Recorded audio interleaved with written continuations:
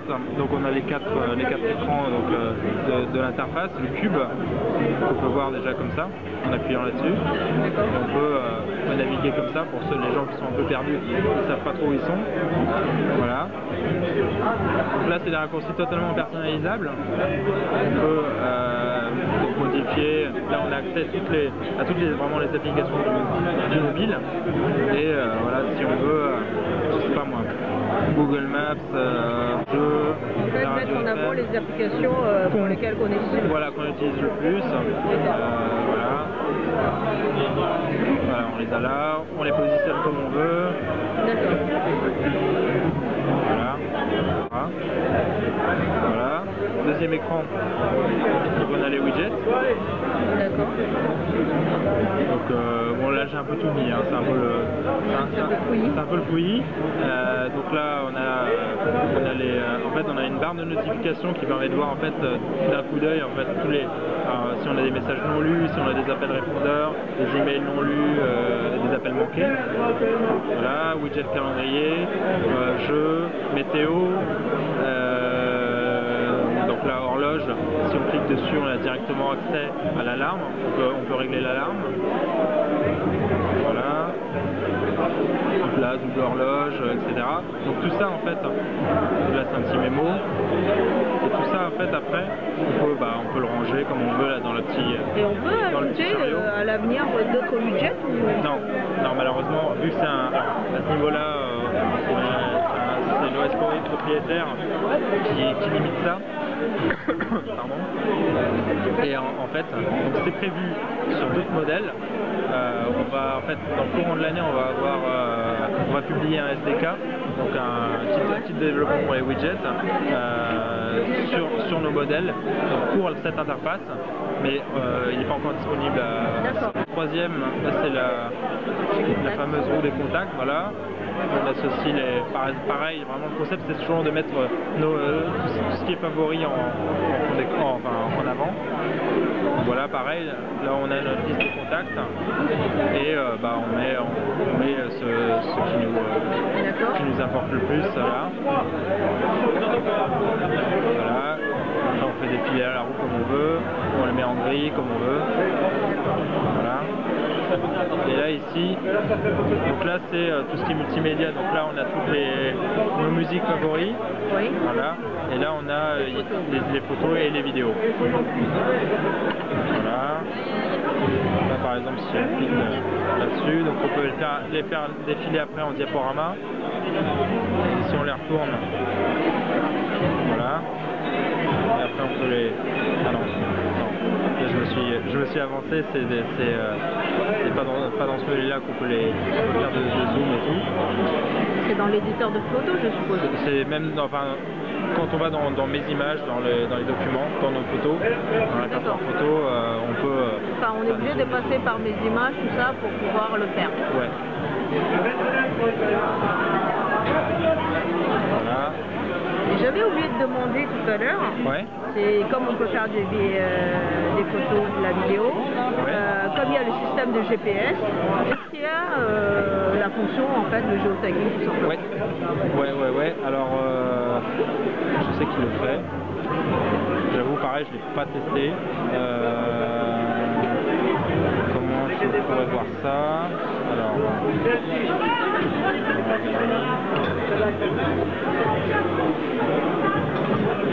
par exemple. Et je me demande si je ne propose pas.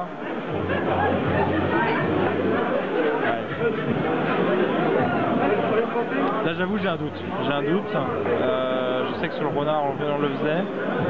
Je sais pas si sur le Arena on le fait.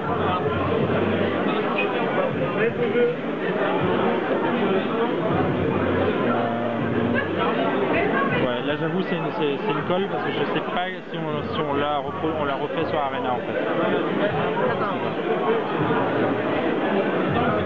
Mais c'est possible qu'il n'y soit pas. Voilà. Et on a parlé d'accéléromètre sur les jeux. Est-ce que il y a aussi le fait de bouger comme sur l'autre concurrent, si on peut bouger dans le jeu quoi? Ouais.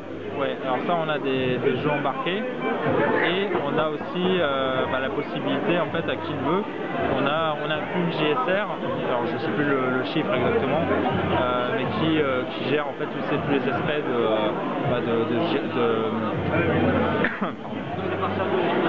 de détection de mouvement et autres.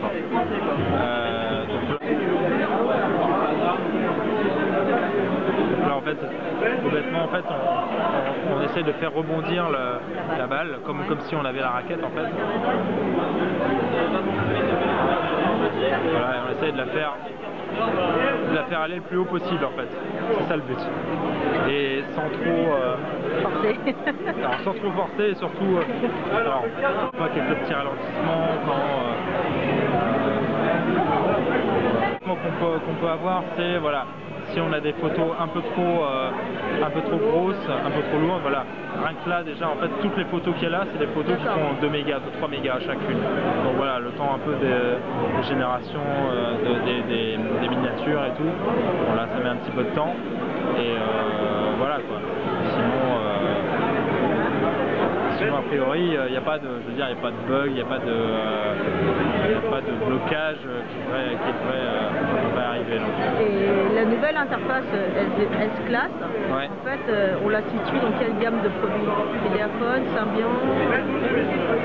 Alors, on restera toujours au niveau de la S-Class sur des produits quand même avec assez haut de gamme, avec 5 ou 8 mégapixels d'appareil photo, avec du GPS, enfin voilà, c'est une interface multimédia. Donc on va s'en inspirer pour avoir d'autres interfaces pour des mobiles un peu plus milieu de gamme ou entrée de gamme, mais bon, bien sûr on n'aura pas toute cette interactivité, mais voilà, ça va être une constante en fait. On retrouvera cette interface exactement la même, exactement ou avec des variations dans d'autres modèles qui vont arriver. On aura une certaine constance à ce niveau-là. D'accord. Et il y a des applications par défaut comme Quick Office, des trucs comme ça ou pas? Ouais. Oui, on peut lire un document Office. Alors, là j'ai pas de document pour faire le test, mais on peut tout à fait lire tout ce qui est PowerPoint, Word, Excel et PDF, je crois aussi. Dessus en fait. Vous pouvez lire par-dessus parce qu'il y a un logiciel par-dessus qui est incrusté. Hein. Oui, et je crois que c'est Quick Office justement. C'est un équivalent, mais je pense pas avoir de. Ouais, non, j'ai pas de document, mais je sais que ça marche. Et je voulais savoir, c'est une prise casque standard ou on peut mettre une prise jack 3,5 mm? Oui, c'est du jack. C'est du jack, hein? Ah bah là en fait, là ce que j'ai vu, c'est pas des casques LG, c'est des casques Sennheiser. D'accord. Voilà, parce qu'il y a des casques de 2,5 et de 3,5, donc est-ce que ce sont les standards au hasard? C'est du mini jack, tout bête, voilà. Okay. Et donc nous, bien sûr, on livre un kit piéton avec intra-auriculaire LG, voilà. Pour ceux qui n'aiment pas les intra-auriculaires comme moi, voilà, j'utilise le jack Sennheiser, ça marche très bien. D'accord. Et la qualité de son est très bonne. Voilà. Au niveau de la musique, justement. Oui, le son qui en sort, il est assez. Les haut-parleurs sont situés à quel niveau déjà? Alors, il y a.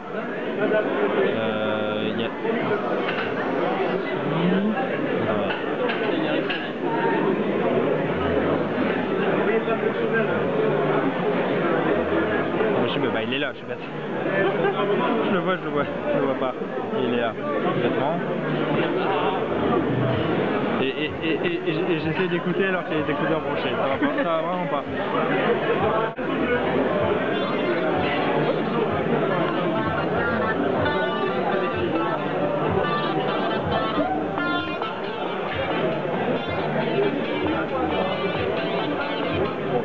Là au niveau des écouteurs, enfin au niveau du haut-parleur, la qualité de son ne sent pas trop, hein, c'est toujours assez difficile de l'estimer. Et je vais vous faire écouter au niveau des écouteurs, et là ça va être autre chose.